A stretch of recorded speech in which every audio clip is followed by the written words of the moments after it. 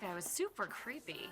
Imperial Vizier is considered somewhat of a two-phase fight where the first 60% of his life is dealt with on the side platforms, and then we come into the middle for the last 40%. Yet the mechanics for all these parts are all shared, and so it's just important to know the three major mechanic types and how they interact with your movement or from platform to platform and then in the middle. Each of the three mechanics is introduced on their own platform, and then they combine in various ways depending on if it's normal or heroic. The first of these platforms will introduce Force and Verve. It's a raid-wide physical damage that's reduced by personal cooldowns or standing in bubbles that the boss will place on the ground in different places. We'll have assignments to when and where you can use these bubbles because there's a cap to how many each bubble can protect. The second of the platforms does attenuation, which is a 9-second channel every 45 seconds that spits out little bubbles or discs from the boss location in a very wavy pattern. The further away you are from the boss, the easier it is to sneak through the various holes in this wavy wall situation, and so it's going to be up to the individual raider to min-max their movement patterns to avoid any damage intake from this ability. The last of the major mechanics is called Convert, and it's just the boss is going to pick 5 random raiders every 1 minute, and those raiders must be damaged to 50% of their life to break them from the MC. The good news is that the lower their health is up into that 50%, the higher chance that each individual attack on them will break the MC, and once they hit 50%, the next attack will for sure break them. And so the boss will start in the middle, it'll activate, and he'll fly to the northwestern platform, or to the right.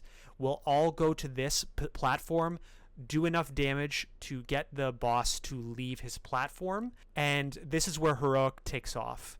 This is because in a heroic, he spawns an echo of himself on the same platform while also leaving to the second platform in this case. So in heroic, we're going to have assignments where we break the raid into forward groups and stay groups depending on which platform we're on and where we're going.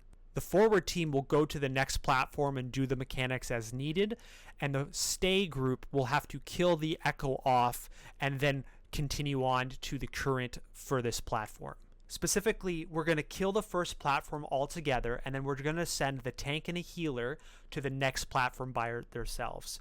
The whole raid will then stay on the first platform and zerg the first echo before the second Force and Verve hits, because we don't have the number of bubbles to survive a second one. We'll then have everybody on that second platform at this point, and we're going to kill him and get him to move to the third. At this point, the raid will be split roughly in half, where the first half will stay and kill the echo, and the second half will go forward and work on the last platform's boss. The reason why we split like this is because this is when the MC ability breaks, and we can't risk having just the tank and a healer in the forward platform, and then they get MC'd and it's all over. Once the third and final side platform's boss is activated, this will be when he hits 40%, he will spawn an echo in heroic. What's going to happen is we're going to move into the center of the platform, and the raid is only going to damage the actual boss.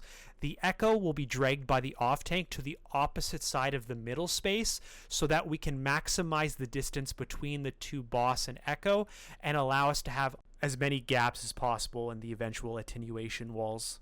And this is because in the final 40% of the life of the boss, all 3 abilities will occur in different patterns, and we have to dip and dodge between 2 different directions. We're going to have to deal with MCing and clearing people's MCs, and also getting into bubbles before we get one shot.